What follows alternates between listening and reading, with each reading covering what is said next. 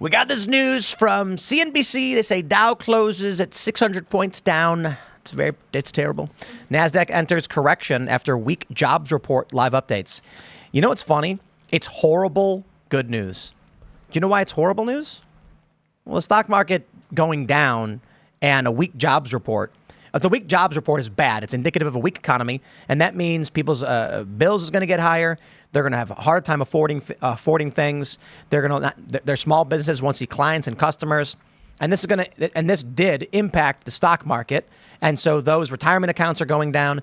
And these woke leftists, they think the stock market means rich guys on Wall Street. No, it means people's 401ks and retirement plans. And then it's good news, because if this persists, Trump wins. So should we give a shout out to our good friend Bill Maher, who said bring on the recession if it means Trump loses? I don't think it would mean Trump loses a recession. If the economy gets bad, then the challengers get a major advantage. It's crazy when you look at macro politics. Mm-hmm. You can go to the individual and ask them a question, and they will give you a real answer. Most people might say, I'm not too sure about this one. I'm just not a fan of war. They might say, I don't know much about the foreign policy stuff, but what Donald Trump did in this policy or what Joe Biden did, you'll get a lot of people who don't know anything.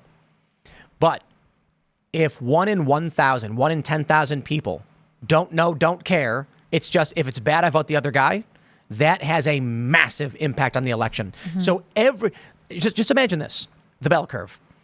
And from slightly below average all the way to the top are all of the people.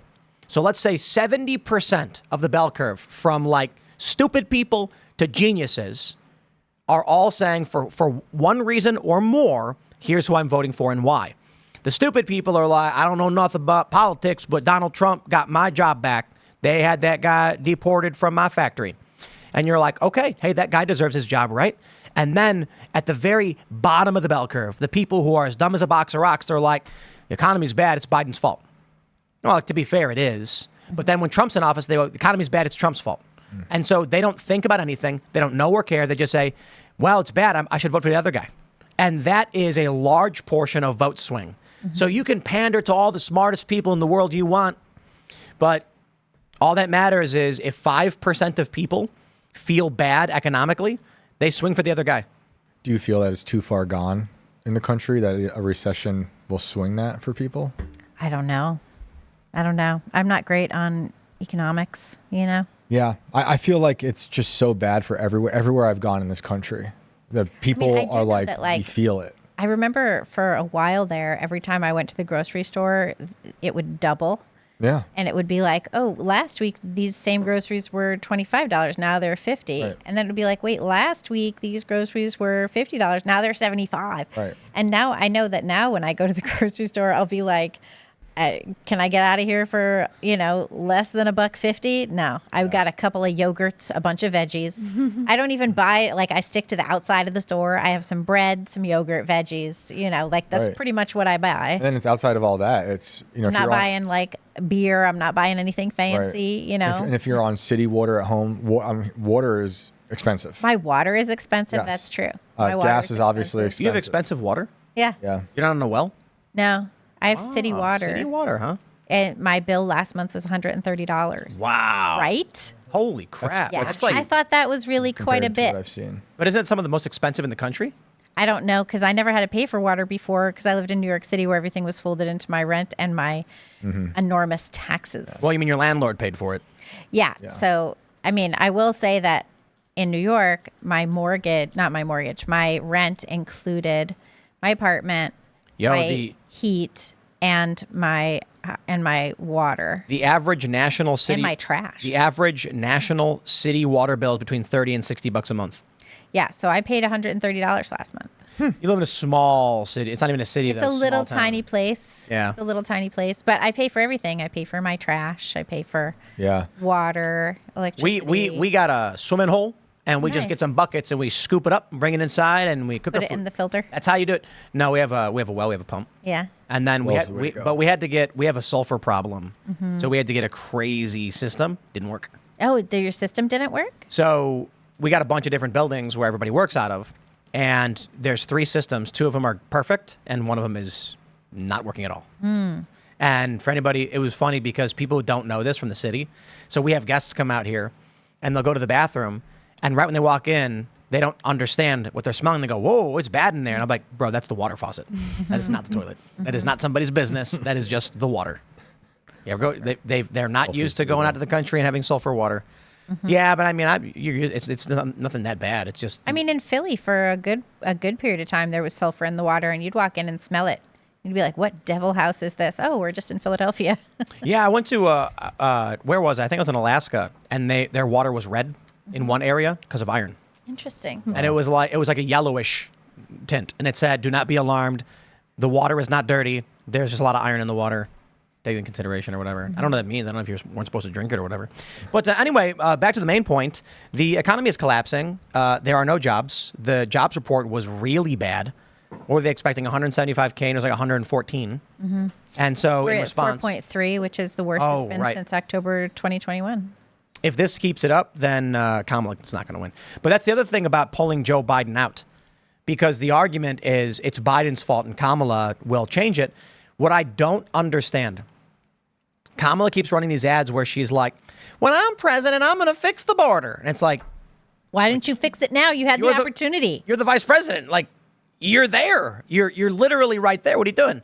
She's just throwing Joe Biden under the bus every step of the way. And she's had every opportunity, don't you think? She's going to have to do it. Yeah. I mean, he's so unpopular right now. I mean, she's not more popular, but she's going to have to continue to throw his record under the bus. But it's her record. I think we could do well by making her own that record. Absolutely. But she's not going to. I don't think any of it matters. She's an installed candidate that no one cares about. And then you've got these evil cult members that are just like, we need Chinese-style communists. They want Chinese-style communism in this country. She's a photo op president. They'll get her in. They'll have lots of photo ops. She'll get all the covers of the magazines, and they'll sneak in all their crazy ideologies. I think we need a mass manifestation. Do you guys know what manifesting is? I mean, yeah, it's how we got Trump to dodge the bullet. We need vision boards. Okay, so everybody out there, you make a vision board, and what you want to do is... This sounds like an Oprah thing. Absolutely, and everybody gets a free car.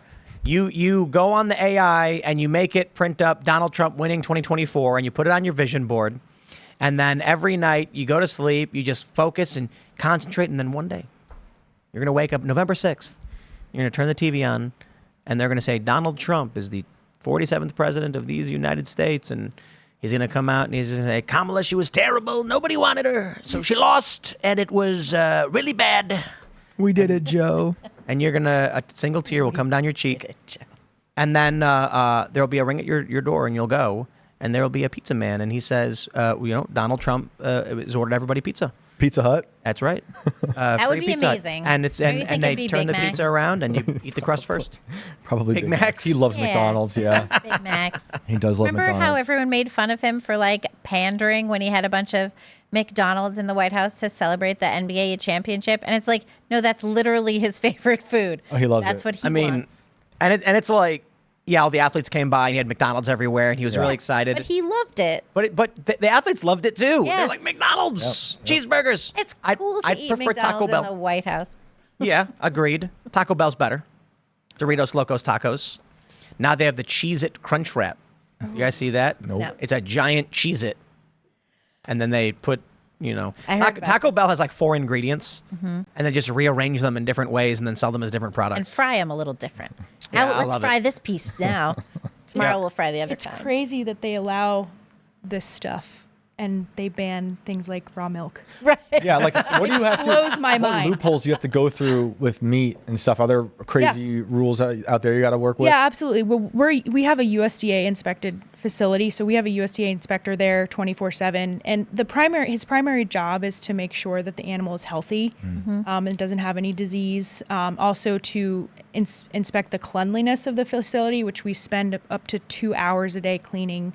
But I think that it's important to realize that a lot of these farmers and ranchers actually know what they're doing. Yeah. They don't need some bureaucrat coming in and telling them how to raise their They cattle. don't need a babysitter. Yeah, but federal don't you babysitter. guys- Don't you That's guys exactly what they are. They're federal for sure. babysitters. Don't you guys remember it was like in Oregon where all the lawmakers were like, we're legalizing raw milk, and they all cheers, drank it, and then the next day they were all sick? No.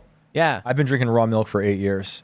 I love Oh, it. you can't do that. I love it. There's can't- loopholes, Tim. There's If you own, loopholes. yeah, you buy a co-op. You buy a piece of the cow, and then if you own, a piece of the cow, you're allowed to drink its In milk. West Virginia, or in Virginia and West Virginia, I forget. I think it's both. It's pet milk. Yeah, in Maryland they have pet milk, and it says not for human consumption. And then it's like you go to the farm and you watch a guy be like, "I'll take one pet milk," and open it up and start drinking it. I love it. I love raw milk. My Yeah. kids love it. It's the best. But you should consider too. Pregnant women should talk to a doctor first. There are risks with unpasteurized milk and things like that. So Yep. expecting moms is very Yep, important. got to be careful. I will say my pregnant wife has had raw milk through 2 pregnancies now, and all good. The stuff you get in the supermarket. I mean, look at the difference in eggs from Chicken City. Oh, to yeah. the eggs in the market, completely different. It's like from a different animal. Yep. Completely different color. The meat, Yeah, when you get from a absolutely. farm, No, for completely sure. different. Yeah. And that's why the state doesn't want you to have it, because it's actually good for you. Correct. Yeah. I mean, one of the main differences, and this may be like too niche or detaily, but one of the main differences between an operation like ours, where we, process local animals, and the grocery store meat, is that these big 4 packers, they don't let the meat hang and drain from all of the liquid. Oh, And really? Yeah. So if you ever buy burger in a grocery store, it's super watery. Yeah. Because they're churning through these animals so quickly at such a high rate that they don't allow the liquid to drain and the humidity to drain. And so we have a minimum of 14-day hang. So all of the humidity is exposed from the animal. That's like why when you look at a lot of, like I'm thinking Korean barbecue recipes, you have to like rinse it and Right. then let it drain. Yeah. To get That's all probably of 'cause that, it's from the grocery all of that store. stuff Yeah. out. Yeah. Did you have the farm pre-COVID, post-COVID? Post. Okay. I was going to ask, like, if Yeah. you've seen any difference in people's, I'll let Tim go. No, we're jumping to stories. I was going to say, have you seen any difference in people's like sensibilities towards going supermarket as opposed to like a local farm meat? I think there's been an explosion of interest Yeah. in the direct consumer because people don't trust Yeah. the meat that they're getting in the store, and they shouldn't really. Yeah, rightfully so. Rightfully so. Yeah. I think it's only going to get more. And I encourage people all the time to go to find a local producer and support them. Whether you do like half a cow once a year, depending on the size of your family. But I always encourage people to do that because these are the people that are feeding us every single day. Thanks for checking out this clip from Timcast IRL. Make sure to watch the show live Monday through Friday at 8 p.m. Subscribe to this channel, and we will see you all there.